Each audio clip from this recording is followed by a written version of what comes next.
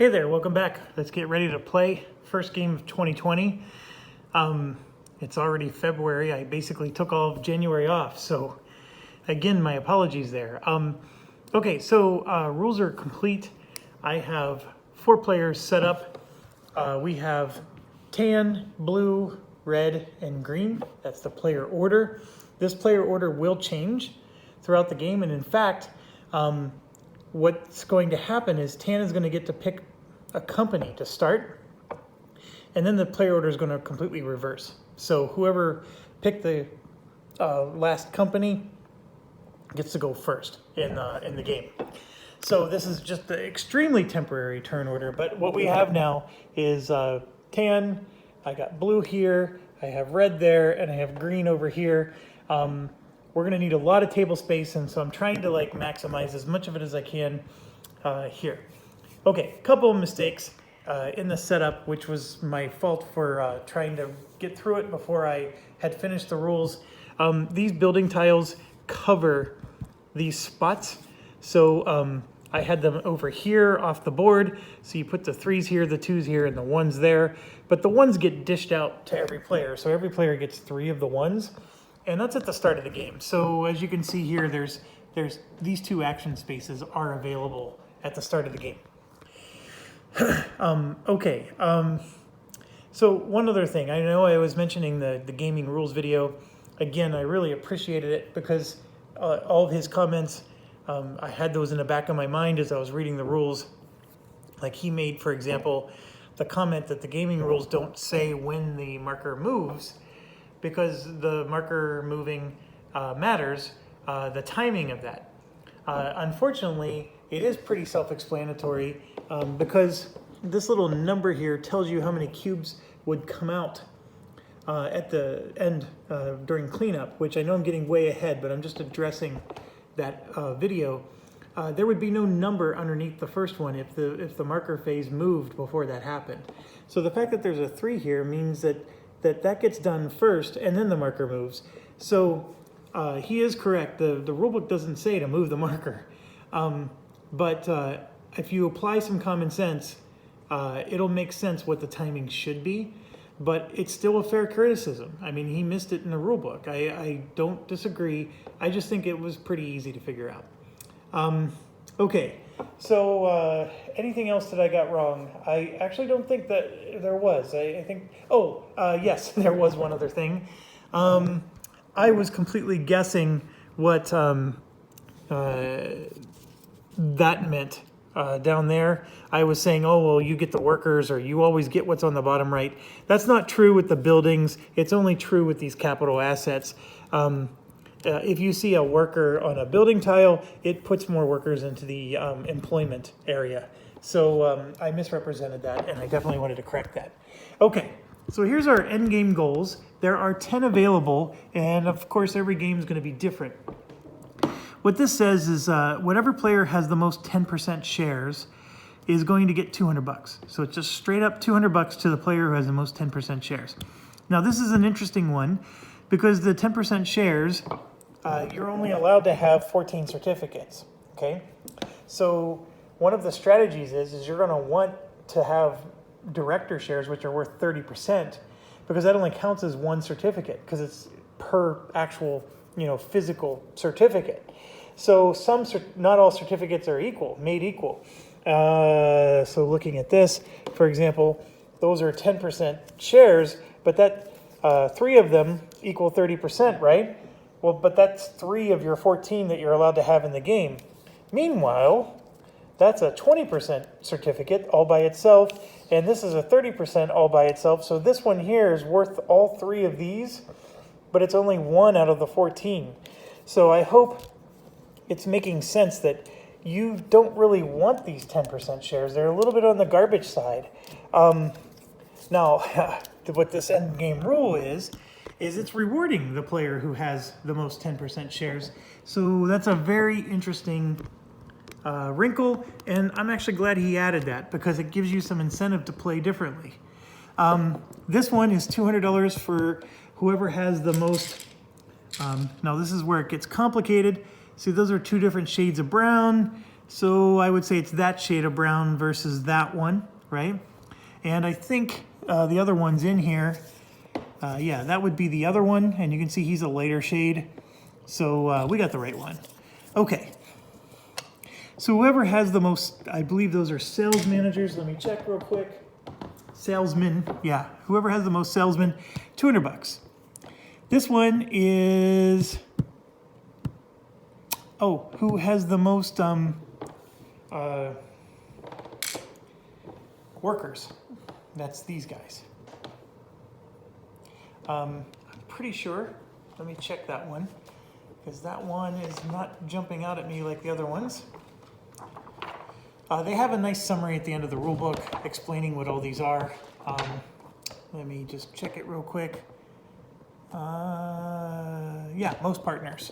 Okay, that's the workers. I will use the word workers. This one is whoever has the most capital assets amongst all the companies you control, that you have the directorship of.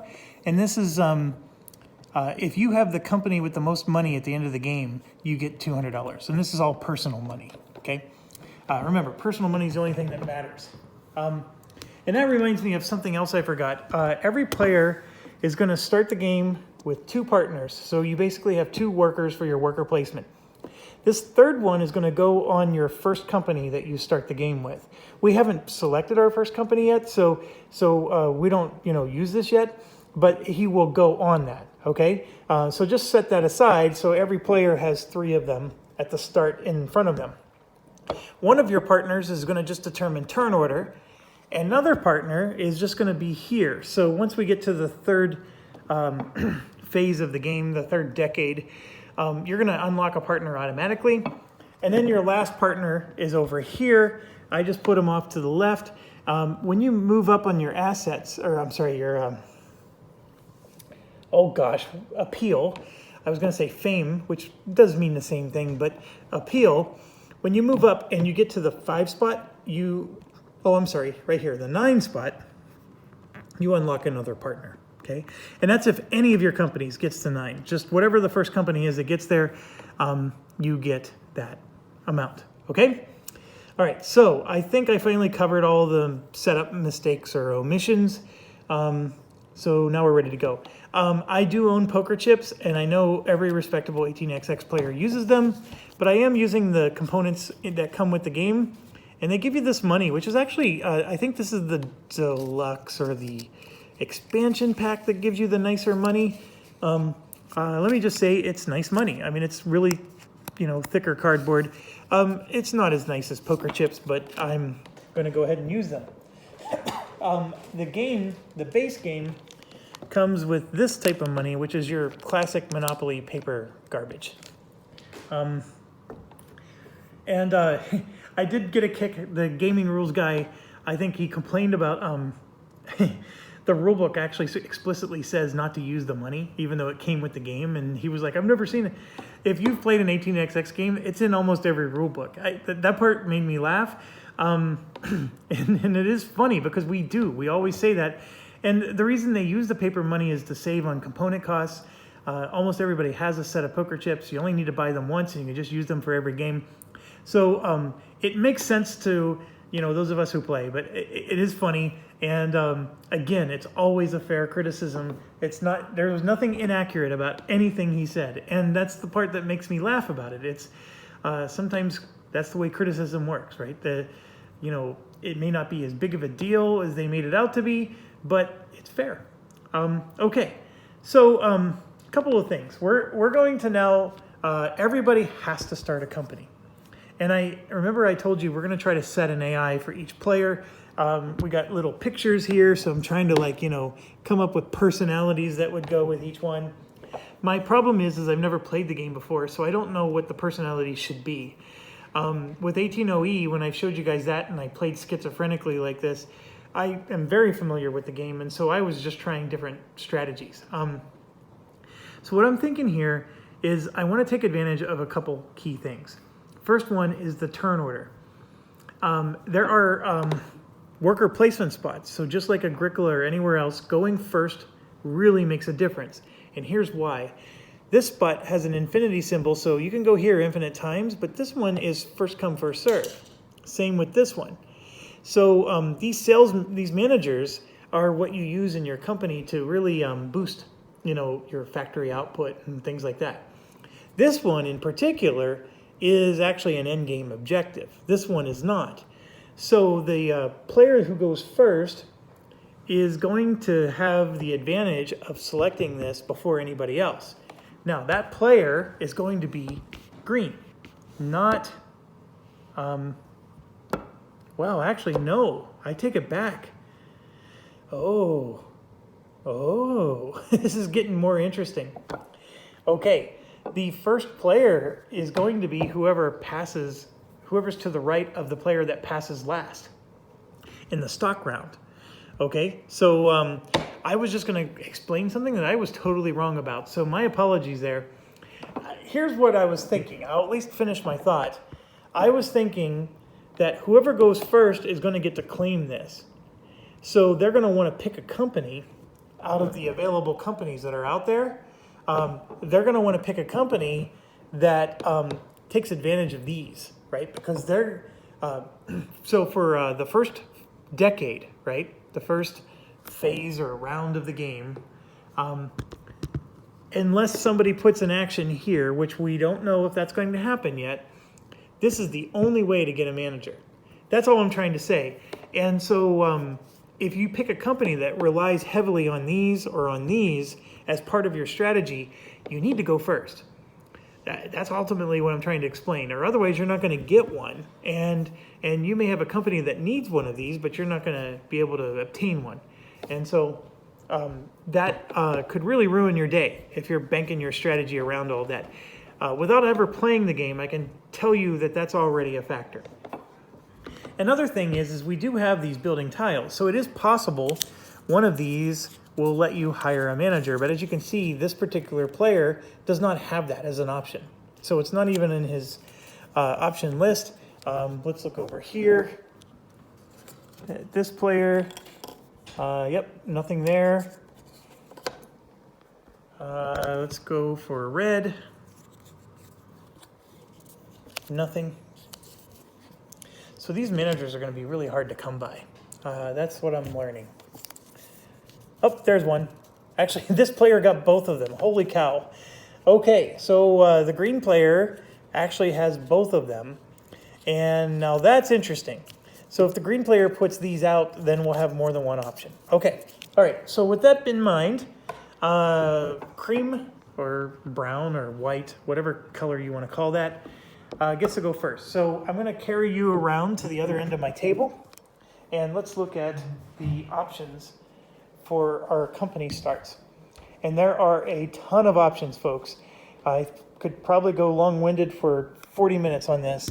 I have them sorted by the type of good. So for example, there's only 3 shoe companies in the game, and there are 3 grain companies, there are 3 pig companies, or food, and there's a crap ton of sewing machine companies. So the first thing that's jumping out at me is there's going to be a lot of appeal is really going to matter for these, because you need to be first, or otherwise you may not even be able to sell your goods.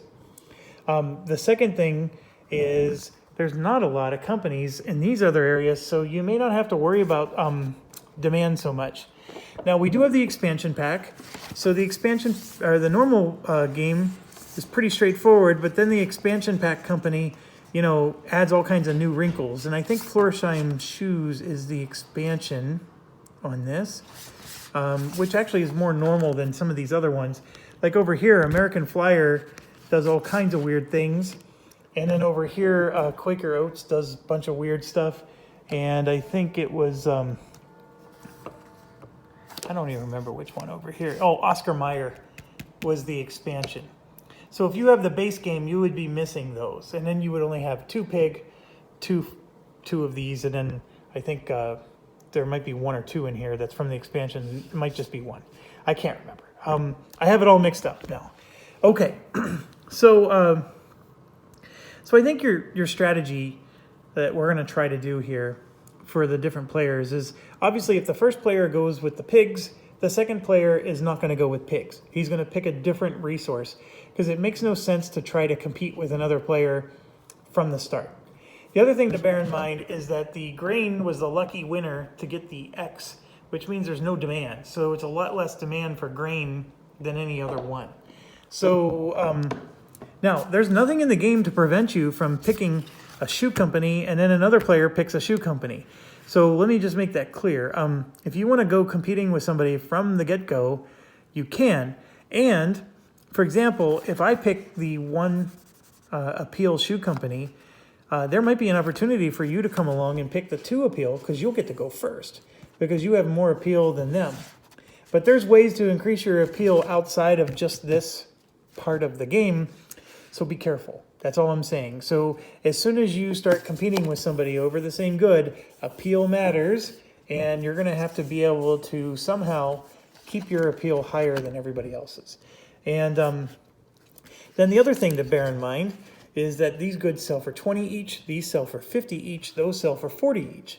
So you might be tempted to say, well, hey, let's do the $50 one, that's the biggest, but you only produce 2 goods with that one, whereas this guy produces 3 at 20 each, which is still not quite as much, but he has 3 factories. This one only has 2 factories. You see how this is all playing out.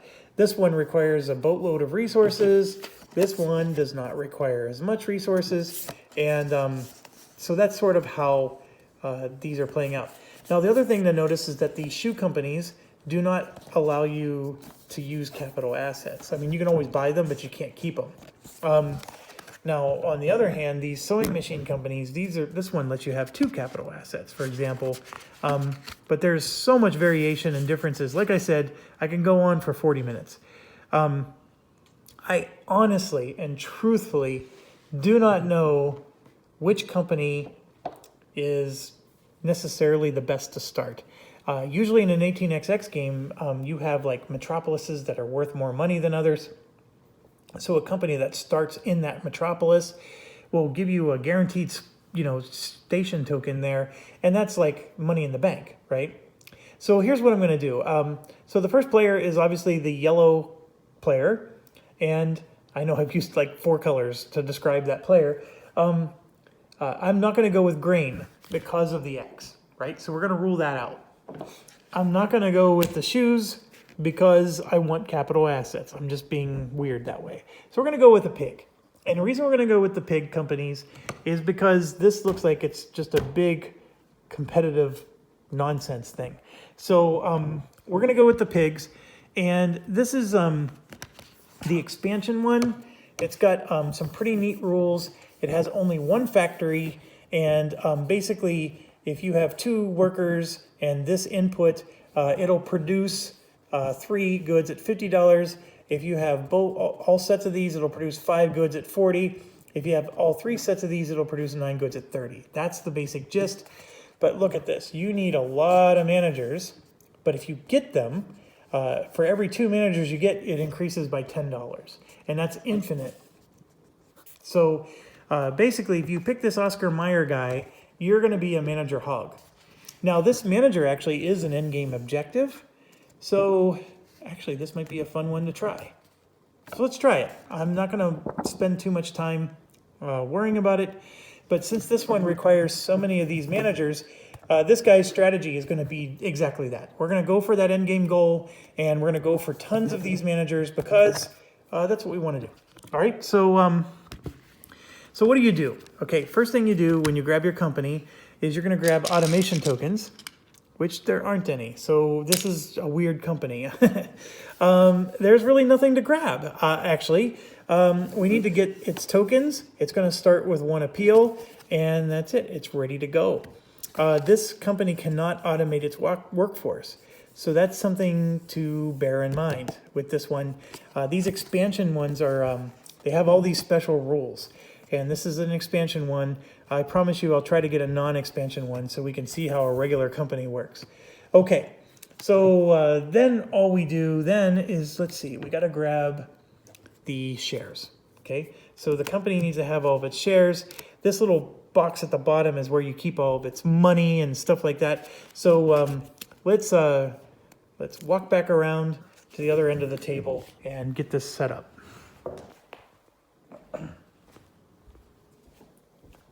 All right. It is minus 30 degrees today. It is freezing. So here we go.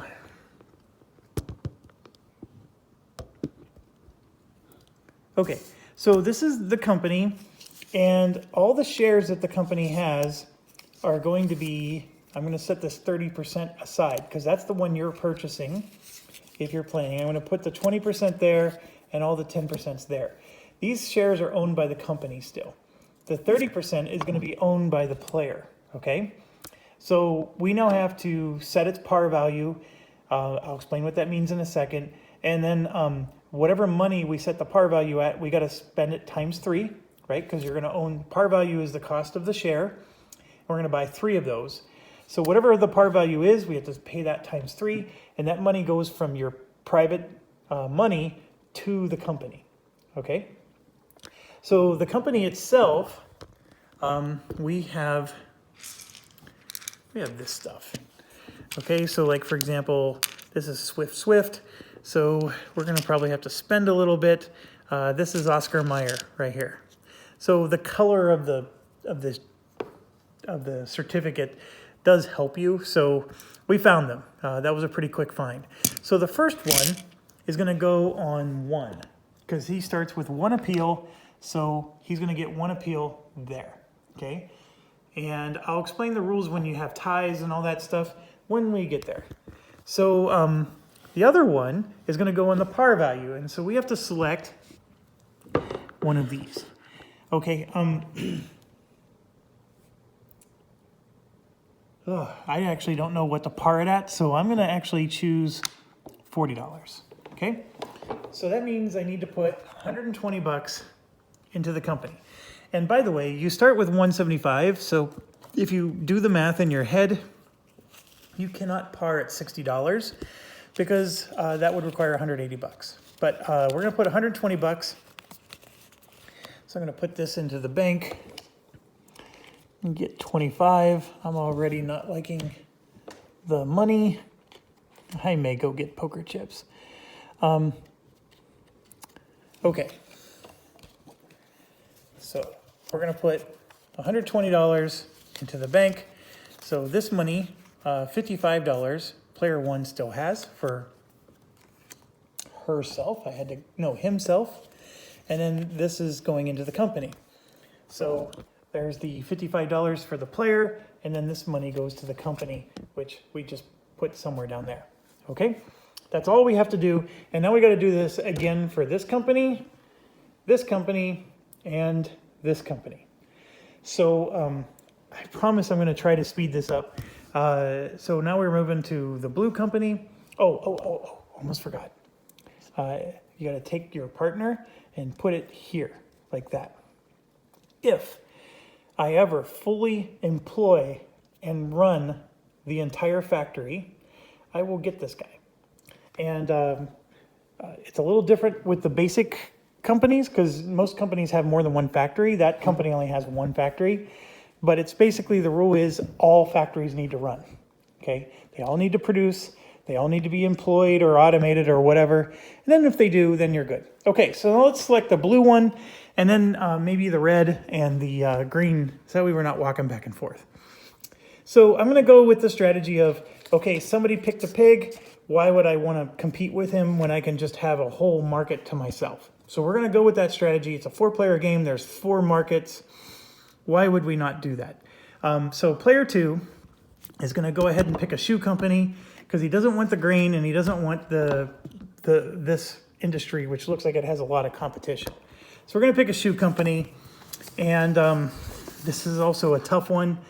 But we're going to go, let's try the strategy of the really expensive goods. Let's try it.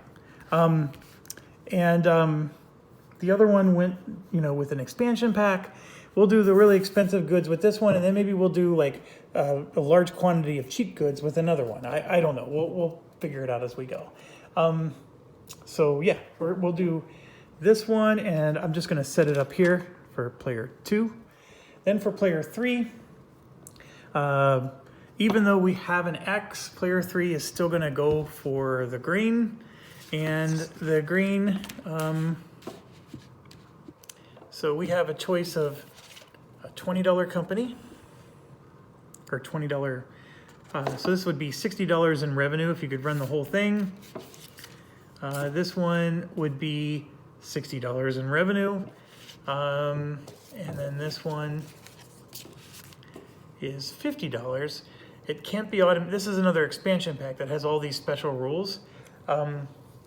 You have to have employees, and then they can get automated. The employees can. Well, hold on. So when this company hires at least 2 workers, you get to automate a worker for free. And so the automation stuff is going to be here at the bottom. This is a very interesting one.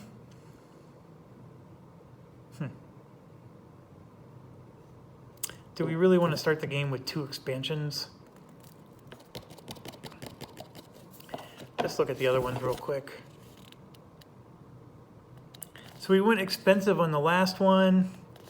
So this one looks cheaper, but look at the resources. You need 2 resources to be able to produce. This one you only need 1. I actually like Cracker Jack company, and I usually always accuse people of having wisdom that wouldn't qualify for a Cracker Jack box. So let's go with that one.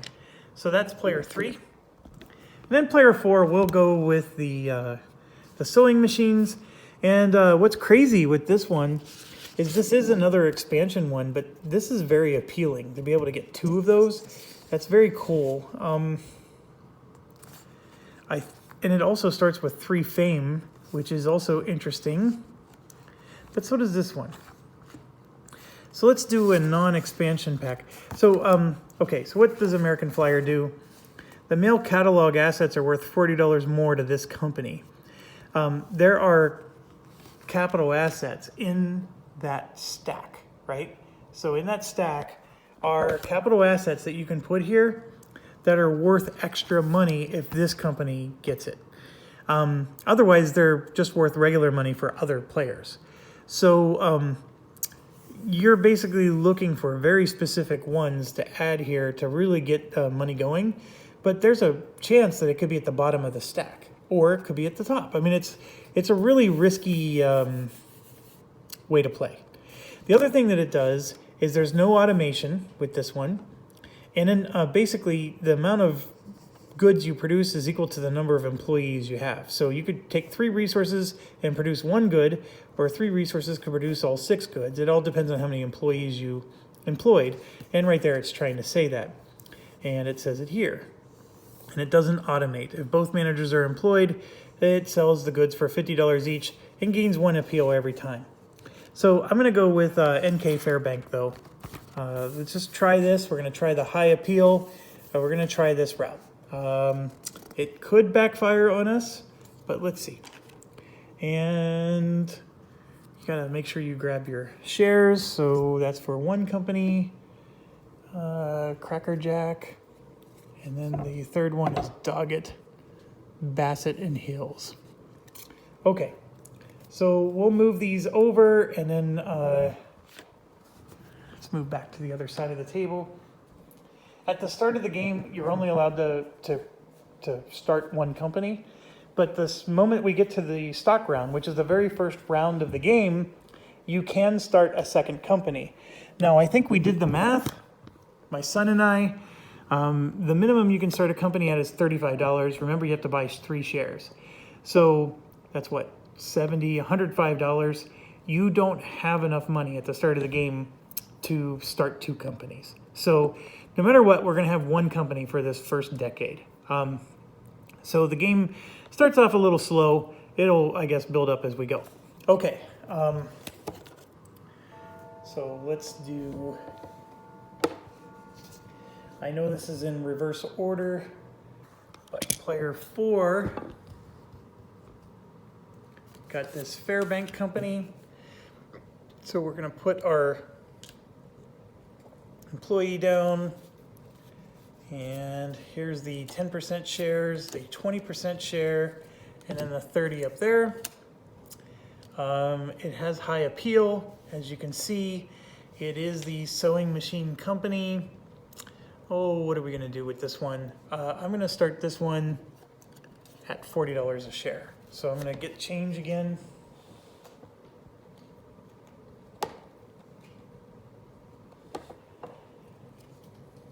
So $55 to the player, $120 to the company. And then let's find the tokens. They look like dark blue. NK Fairbank. I'm having a hard time finding these ones. And here they are. NKF. Pretty cool. Okay. So, unlike most 18xx games, it doesn't matter the stacking order on the stock track, because that usually determines turn order. But in this game, it's actually over here that determines the turn order. And so those kind of stacking rules and what goes on top is over there. Okay, so we did that one real quick. So now let's do the red player. That's this player over here. And so he's gonna start with this company, Doggett and Bassett Hills. Let me see if I can position us. Oh, I forgot a few more things. Let me grab. These are automation tokens. And so you're gonna need these for normal companies. And so they go everywhere that you see a hex space that matches the cylinder, right? So 2 automation tokens go there. This automation token would go here to replace this worker. And basically, as a rule of thumb, if this were to have 3 workers, you'd see 3 automation tokens. I mean, it's going to be 1 per worker. So, and by the way, this is 2 factories here. So to unlock this guy, like I was explaining, you would need to run this factory and that factory, which means you would need to have all the goods for both. You don't need to have the sales manager at the top, or the manager, it's not a sales manager. You just need to run both factories, produce goods, which in this case would be 3 goods, and then you would unlock this guy. Okay, that should make sense. And then let's go over here. 1. See, there's 2 of these because there's 2 employees. Now, what's interesting is it's left to right. So this one would replace this employee. It doesn't give you anything. This one replaces that employee, and now you produce 2 plus 1, which is 3 goods. So that's how that works. So you would have to automate both of these in order to get the extra good. It should be pretty self-explanatory. Okay, and then I'm going to separate these out.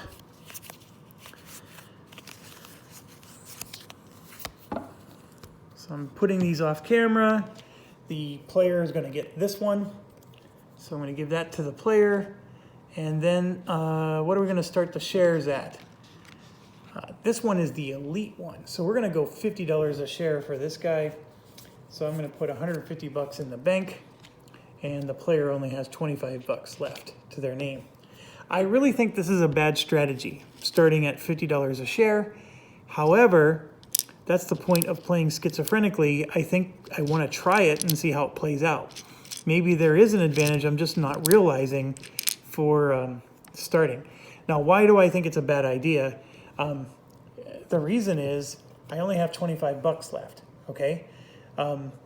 If you look at the par values up here, $35 is the minimum par value for a company. I want to buy someone else's share. I can't, because $25 isn't enough to even buy the cheapest share that's going to be available in the first part of the game. So you're basically starting pretty lean, and you're sitting with $25 you can't do anything with. That's the only thing going through my head. It's an 18xx strategy to make sure you have enough money to maybe buy a couple extra shares other than the company you floated. Let's see how it plays out. I mean, there might be something I'm not realizing, and this may have been the most brilliant thing I've ever done. So Doggett, Bassett, and Hills is sort of like a dark brown, and I'm not finding it anywhere. There it is. DBH looks like a black. Boy, that doesn't match the print at all. Okay, so we're starting this one at $50 a share there, and then it has one appeal. Now there's where the tie rules break in. So anytime you enter a space, you go on top of the other chip, and then the turn order is top to bottom. So DBH actually is going to get to go first, even though they have the same amount of appeal. And if DBH were to move up 2, he would go first over NFK. It's whoever was last to enter the space gets to go first. So hopefully that is making the sense. All right, last but not least. Oh, I grabbed the wrong stocks. I gave Cracker Jack Box Company to DBH. So let me get those corrected. This one is the Cracker Jack Box Company. We put that guy there. We got to get some automation tokens. It looks like 4 of them. 1, 2, 3, 4. So 1, 2, 3, and 4. Like that. The 10% shares and the 20% go to the company.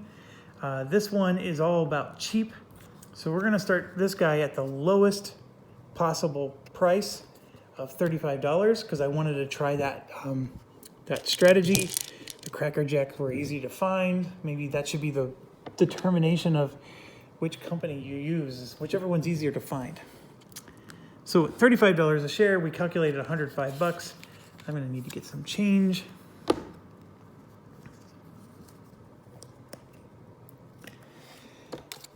Okay, so here's $5 for the company. Here's $100 for the company. And then we actually keep $70. So it's interesting strategy. The $70 would let you buy a preferred share of a $35 stock.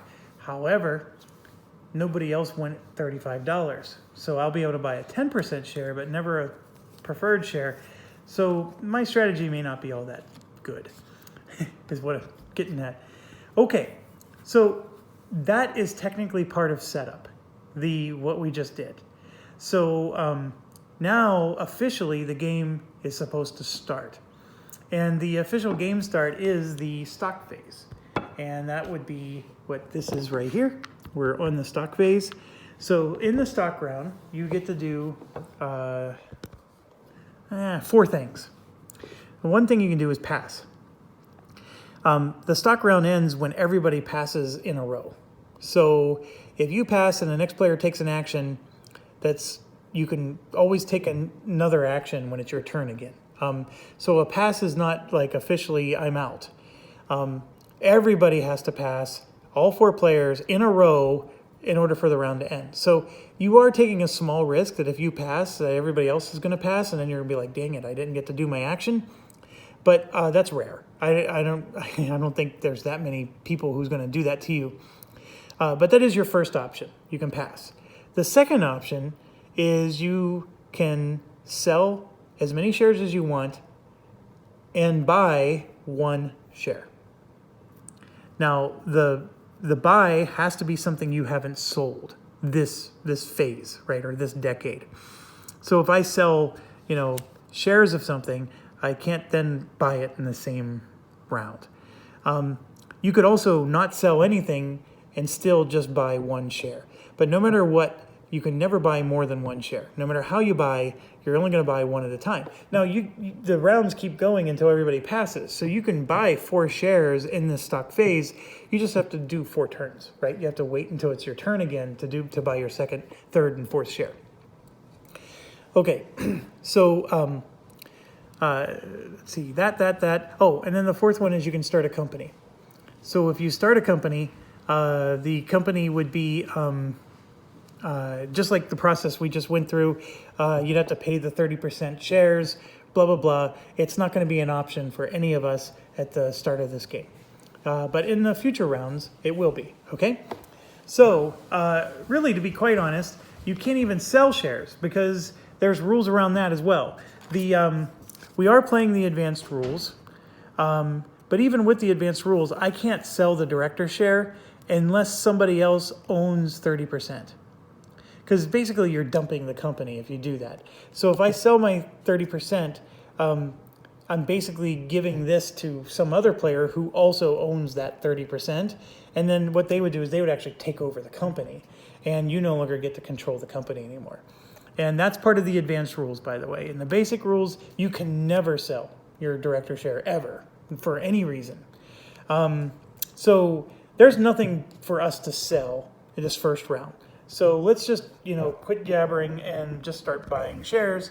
This might be a quick round. Don't forget that the player order changes. So green was last to pick a company, but it's first to go in the stock round. So if we look at green's money, green has $55. Green certainly has enough to buy a share of something. And so what green's going to do is it's going to spend $50 and buy a share of DBH. So we go to the DBH company, and green's going to give them $50, and we're going to take a 10% share. And now green has 2 certificates out of the 14 they're allowed to have. Okay? Red passes because they don't have enough money to do anything other than twiddle their thumbs. Then we go to blue, who actually has a lot of money here. Let's tell you how much. We have $70. Not quite enough to buy a $40 share twice. But what he's going to do is he's going to spend $35 and buy another share of his own company. So we're going to buy another share of our own stock. So I'm going to give $35 to my Cracker Jack company and grab a 10% share. So now I'm at 40% for my company. And remember, you can only ever go up to 60%. If you are the 30% owner, you can never have that at the same time. Those are mutually exclusive, okay? Only another player can buy this one. So I'm at 40% of my own company, and I actually have enough to buy another share. So this is a really sweet strategy. Starting out at $35 a share, you actually start the game owning quite a lot of your company. Let's see if it pays off. And so then we come back to this guy. He's got $55. He's also going to buy his own share.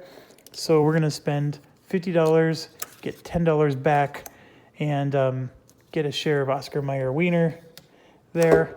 And then we come back to here. Only has $5, passes. Only has $25, passes. Going to buy another share for $35. Bing, like that. And yeah, don't forget to share. So now has 50% ownership. This is actually a pretty sweet strategy, by the way. I'm liking this method so far. Not liking that one at all. These $40 ones, I'm still interested in seeing how this shakes out. $15 passes. Everybody's going to pass. And then basically whoever's to the left of the player who passed last, or whoever's next after the player passes last, gets this, which is the first turn marker. And that is actually going to be yellow. So I'm going to give yellow the first turn marker. And what's interesting is they have this first turn marker thing, but really it's this.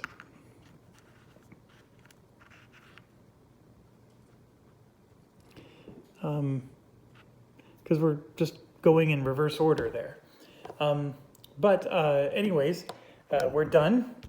So now we move to this next phase. So this is where we do the building tiles. So this is new to the 18xx thing. So I'm going to just start with blue here, for example. We keep one, we discard one, and we play another, okay? Blue, looking at my resources, this isn't, I mean, I do need a brown and a blue, so this is actually nice for helping myself. I'm also really digging this, because it'd be really nice to get 2 fame. So what I'm going to do is I'm going to play this one, and the rules is that they're all played face down, right, simultaneously. so you don't get to see what the other players played, and then we reveal them. But we're playing schizophrenically, so let's not be that schizophrenic. So I'm just going to play it face up, and then what I'm going to do is I'm going to keep the 2 for later, and then the 1 I'm discarding. And when you discard it, you don't reveal it to the other players. You discard it face down. Okay? All right. Remember, this is all simultaneous, so I'm just going to grab the 3 from... This is the yellow player now. This is, you can buy a capital asset for $10 less. This is more resources. And this is, you get an extra good when you produce. Or I think you just get an extra good, period. You don't produce. Like, we can look it up. Everything is in the rule book. The rule book is actually quite nice, to be quite honest with you. And especially compared to an 18xx game. Company that uses this building immediately produces 1 good. One question you might be wondering, if I place this worker on this and I own multiple companies, how do I know which company gets that benefit? It's your choice. You're acting on behalf of all your companies, but when you do the action, it can only benefit one of your companies. It doesn't benefit all of them. Okay, so this is an interesting one.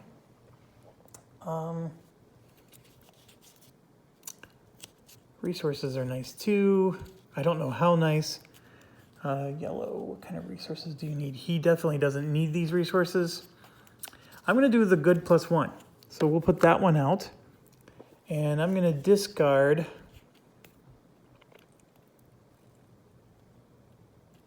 this one. And I don't know if that was the right choice. I've never played the game before. Okay, so let's do red. Red definitely needs lots of resources to operate. Those 2 are really good for what he's trying to do. This is an automation, which red also needs. Oh, there's a lot of stuff that red could use here. So what we're going to do, this is trade any 1 resource for any other resource. So this gray shaded means it's like a wild card. I'm going to put out the automation. This is for red. And we're going to keep this one and discard that one. And now we're at green. Green is putting this out because he knows this is an objective for the game and he's banking on this helping him. This symbol here means that whoever buys this is paying green that money. The green player gets the money. So this is, green's banking on making some good money off of this. He thinks that people are going to take that. And so we got another one of these, and then this one looks pretty dandy. We're keeping this one. This one's getting discarded. Okay, so that's that. Now, what about, so your player aid here lists what you're supposed to be doing. So you could see, like, during the stock phase, these were the options that we just talked about. And then the priority deals given to the player to the left. Then in the building phase, in turn order, we do these things. And, my apologies. Turn order doesn't change. Priority order is just who goes first in the stock round. So that's the reason why the train exists. That's why there's this priority order train separate from the turn order. So I just fixed it. And don't worry, this last phase we just did was simultaneous. Nothing was impacted.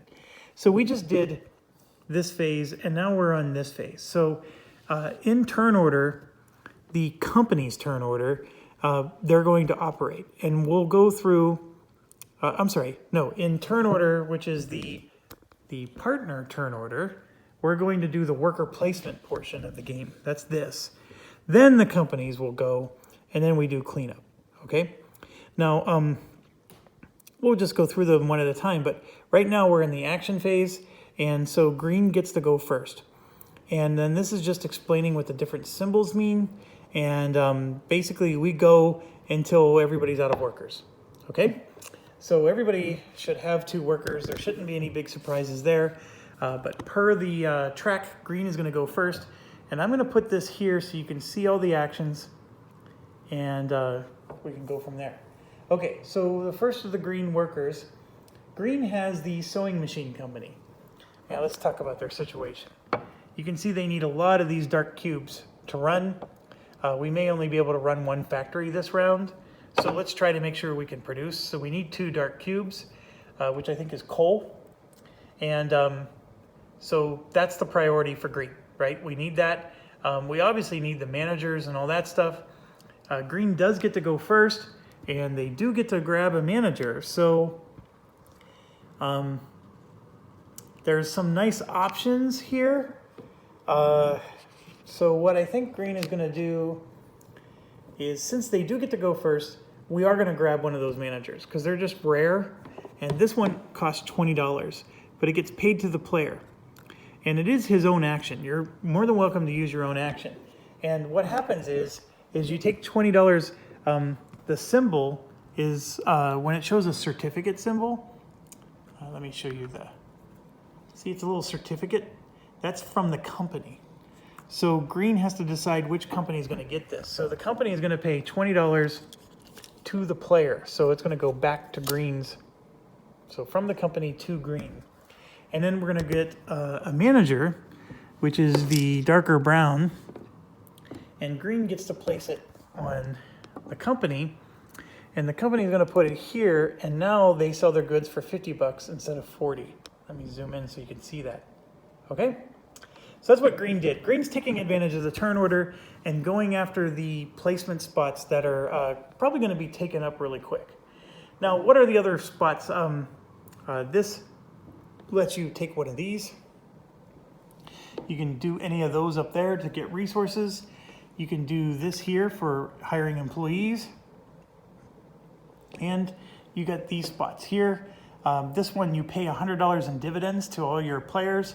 I don't recommend that as your first action. And this one is your company just gets $40 straight up. Now, I need to think through one more thing before we end the turn. I'm realizing we only have 2 workers to place. So if I do this and I get this manager, how am I going to produce the resources I need to actually make money? And I just realized I need to spend 1 worker to hire an employee, and I need to spend another worker to get my resources. So this may have not have been a smart move. So I may retract that, but I also forgot 1 step. When we place these down, see this has a little employee symbol, and then 2, and then another one. That's 4 employee symbols. So 1, 2, 3, 4. So what that meant was you add 4 more employees to the employment track. Okay. So green's gonna have to take back. I think I have to take back my my turn. So I'm going to give the $20 back to the company, and I'm going to put the manager back. The manager is a great idea, but you know what? We only have 2 actions. Okay, so first thing I'm going to do is I can grab an employee for $30, or I can grab some resources. I'm going to grab some resources. So I'm going to come up here.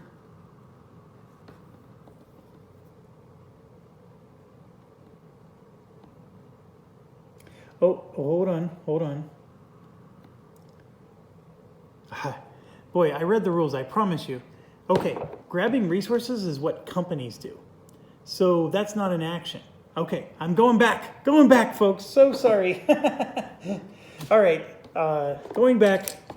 I do need to hire an employee, though. That is something you do at this phase. Getting resources up here, those are company. When it's the company's turn, they do that. Okay. So during the action phase, that is not a valuable action to go up to the resources section. Oh, so sorry. Okay, moving on. After green is red. Red is this player over here. So red has the shoe company, and this one is the elite, high-paying company. So red would also like a manager which is interesting because yellow took the strategy of getting a whole bunch of managers, but yellow doesn't get to go first. So, my initial strategy that I talked about at the start of the game actually does matter because the stock order did not change the turn order, the stock. So my apologies there. My initial strategy of how yellow, they get to pick the first company in the game, but they go last. They probably shouldn't have taken a company that relies heavily on managers. But let's talk about, there's one other space you can take. This one raises your appeal by 1, and then you automatically become the first player. So if you're ever concerned about somebody hogging up the spaces you need, just go there. Now, obviously that requires a whole worker, but 70 bucks, and this is all paid from the company to the bank. So the company is gonna pay 75 bucks to the bank and get 5 bucks back. And this is the shoe company here. We're gonna get a manager, and to help you see the shoe company is gonna get a manager, and now each good sells for $60 instead of $50. Okay? Third player is blue, this player. And blue, I keep bumping it with my camera. This is gonna be a problem child the whole game. Blue actually has quite a bit of money here. We got a similar situation, but blue is gonna go ahead and take the sales guy or the office manager, whatever. He's called $60, the lighter guy. So 25, 50, $60. And we take the slight yellow guy, and I'm gonna put him here in the first factory. When this factory runs, I will automatically generate 1 appeal. So I'm gonna go ahead and do that. And then last but not least is yellow. And yellow, as you can see here, they're the ones that needed a ton of those managers, right? They can't even get one. They only need employees, and so they're gonna go ahead and try for, they do need a lot of pink here. So what they're gonna do is they're gonna go to this spot and get a capital asset. And this capital asset is $40 to the bank. So they're gonna pay $40 from the company, paying 50 and getting 10 bucks back. And then we're gonna grab this capital asset, which automatically gives you an automation. But unfortunately, this particular company doesn't use automation. So that's sort of like the weirdness of the expansion pack. But we put that there, and for $10, we can generate 2 pink resources. And as you can see, he needs a lot of pink resources. So I'm feeling good about that move. Let's hope that was the right one. So now we're to green, and we're gonna do the last action for green. And I can tell you that all 4 players are doing the exact same action. We're all going to be hiring employees. So everybody's going here.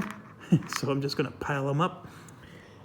Green needs 1 employee, at least. We could hire 2, but I don't know if I'm gonna be able to get enough resources for green. But let's try to hire 2, because I don't think you have to pay maintenance or salaries for your employees. So let's hire 2. That's $60. Oh, no, you need money to hire to get your resources. So we got to figure out resources here. So I need 4 black cubes and a pink cube. So if you look up here, there's only 1 black cube available in all of this. And then there's 2 here, but you have to trade 2 to get 1. 2 of the identical cubes to get 1. So I could buy all those and get those 2 brown there, right? I could buy, so that would be $30 or $20 to get the 2 brown ones. And then I would trade there to just get 1 black. And then I would go there and pay $20 for a black, and that would get me 2.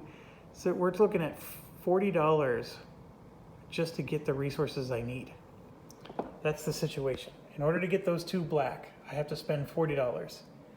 So if I spend $60 on my employees, which is what I'm looking at, I'm not going to be able to run that second factory. So I'm just going to buy one employee. So there's a bit of math going on here.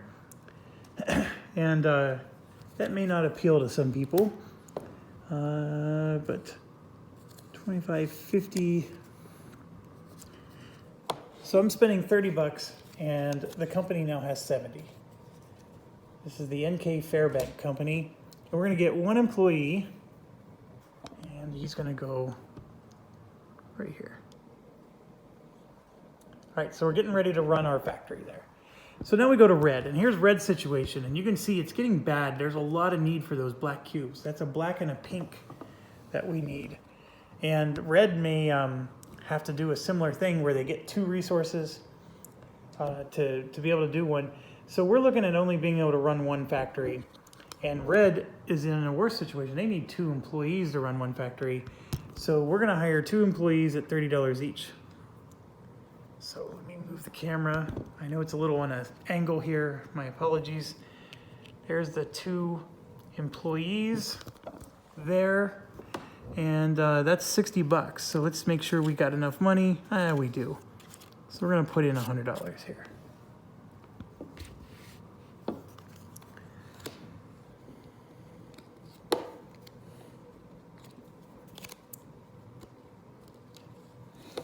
All right, 40 bucks back to the company. All right, so we got enough employees for a person. This one needs 1 employee and only a brown cube. That might be doable. So we're gonna get 1 employee for 30 bucks. And that's the last of the $30 employees. And that costs 30 bucks. So put in 100.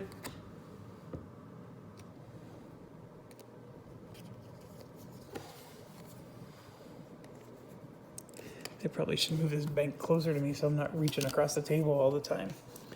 Okay, and then the last guy needs 2 employees, so he's getting screwed, to be quite honest. He needs a pink cube, which is only going to cost 10 bucks. 10 bucks for 2 pink cubes. But the issue is the employees are now $40 each. Oh, I'm going to be fine. I'm going to be fine. So I'm going to hire 2 employees, put in 100, get $20 back. Get 2 employees at $40 each. They're going to go there, and I'm only going to be able to produce the first set there. Okay, so that's all the workers. Workers are done. The worker placement phase is over. So now we, oh, yes. When I bought that capital asset, this stuff would have shifted down. And if there was 1 here at the end of the round, it would have been discarded. That's what that little symbol means. So we shift those down. This comes out like so. And this is after production. You get to go up on your stock. So you bump up on the stock track automatically. That's pretty interesting. Okay, so these capital assets, if you don't have room for one or can't take one, you can still take them for the automation. Or in this case, you get an employee. Okay, next is operating phase. Now we run our factories from left to right for our companies. So if you look over here, NFK gets to go first. And I'm at an hour, so I'm going to go ahead and end this video, and I'll see you in a few seconds.